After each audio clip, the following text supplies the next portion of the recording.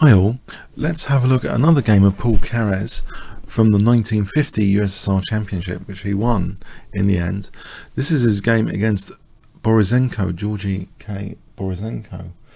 So let's have a look. C4, the English opening, which is very, very popular nowadays, of course, as an alternative to E4 or D4. E5, and immediate G3, G6. Now D4, challenging Black's pawn immediately. D6. White might not be gaining that much from taking the queens off here, because the king could find shelter on C7, for example, and Black gets some good dark square control. So for the moment, Bishop G2, just keeping the tension. Knight C6. Now Knight F3, protecting that pawn. Encouraging, of course, Black to go forward. It wouldn't be in Black's interest to do this. Knight G5 would be good here. For example, Knight G5, that looks pretty good. Hitting that pawn, it's a bit too weak. So, Bishop G7 just supporting the pawn. Now we have E3. Now this looks like a slightly dubious move, F5, because the king is still in the center here. It looks as though D takes might be useful to White at the right time. We see Knight C3, and now Knight H6, and here White does actually play D takes E5, which does set some difficulties for Black. D takes, Queen takes D8 check, Knight takes D8. Both Knight B5 and Knight D5 are a cause for concern here. But first of all, White plays E4, which opens up this bishop. So still Knight B5 and Knight D5 quite dangerous on C7. Knight H F7. Now Knight D5 happens. And it's kind of awkward for Black to defend C7 here. So already White's in a very comfortable position. Black plays Knight E6, but there's a slight snag picked up with this protection of C7. White takes on F5, G takes, and now, can you guess? If I give you 5 seconds here to pause the video, what would you play with White?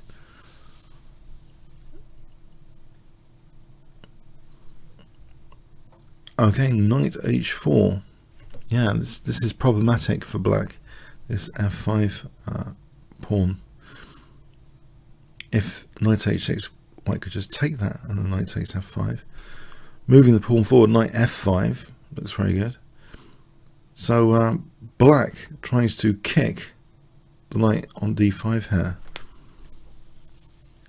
which would then mean this knight could move to protect that pawn with the bishop. But White has another idea here, a very strong idea. Can you see what White can play if I give you 5 seconds here?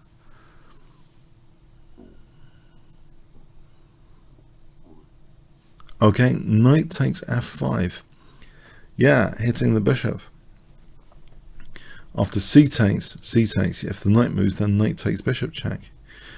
But is it so clear? Because now Black has Knight D4. This really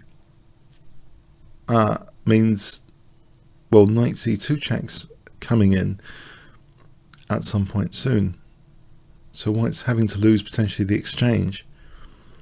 We have Knight takes G7, but now King F8, keeping the pressure up. So Knight C2 and King takes G7. Knight E6 check is played, trying to drag the knight away. But of course the bishop can take, which it does. D takes.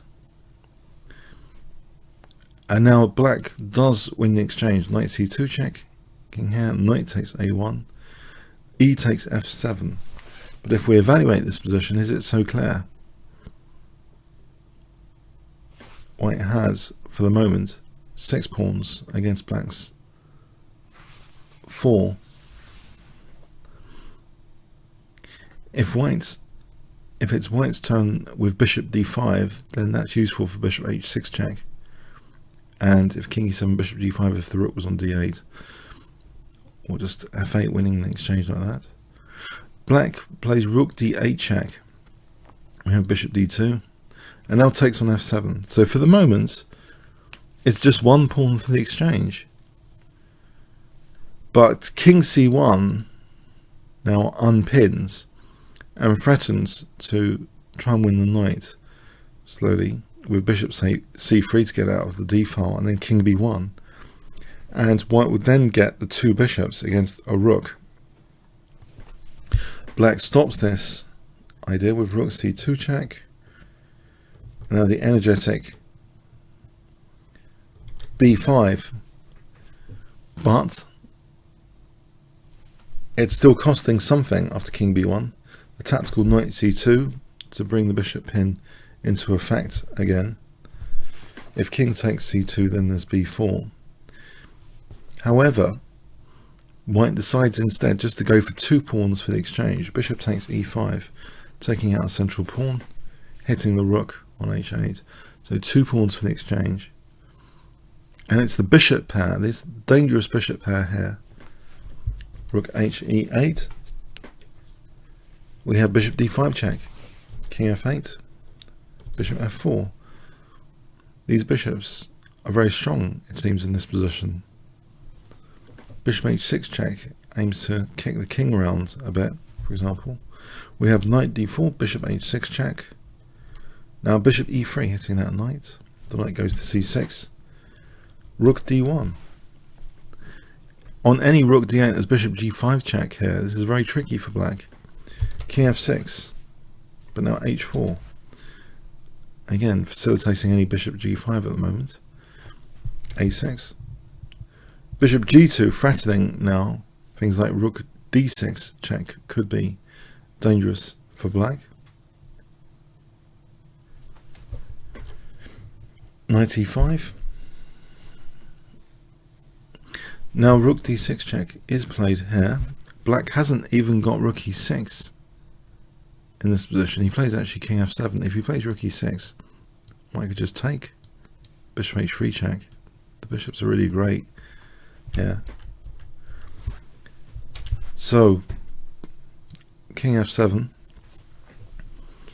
Now it seems quite dangerous to take on a6 in this position. Potentially it's quite dangerous, because maybe something like knight d3 threatens rook takes e3 and rook c1, mating. A little bit on the dangerous side, but there's also some other ideas. But here, instead of taking that pawn immediately, we have bishop d5 check, and after the king's gone to e7, blocking the e file, now this pawn is taken, making it 3 pawns for the exchange. If the king had gone somewhere else, well, here we can pin the knight. So yeah, tricky position. So the king went to e7, 3 pawns for the exchange. Knight c4 is played. Bishop f4 getting out of the way of that knight. Now king d7, this really doesn't help black's king safety actually. After rook a7 check, it's pretty terminal. Black resigns here. If he plays here, then there's bishop g5 check, for example, just winning an entire rook, etc. Yeah, so rook a7, and that was it.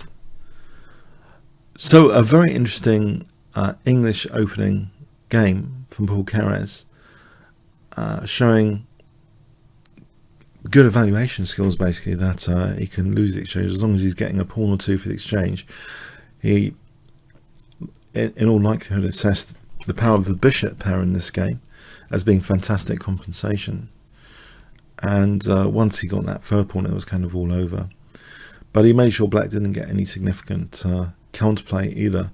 So a great game there from Paul Keres. One of his many wins in the 1950 USSR Championship, which I believe we should check out, just for the record. Okay, hope you got something from that. Comments or questions on YouTube? Thanks very much.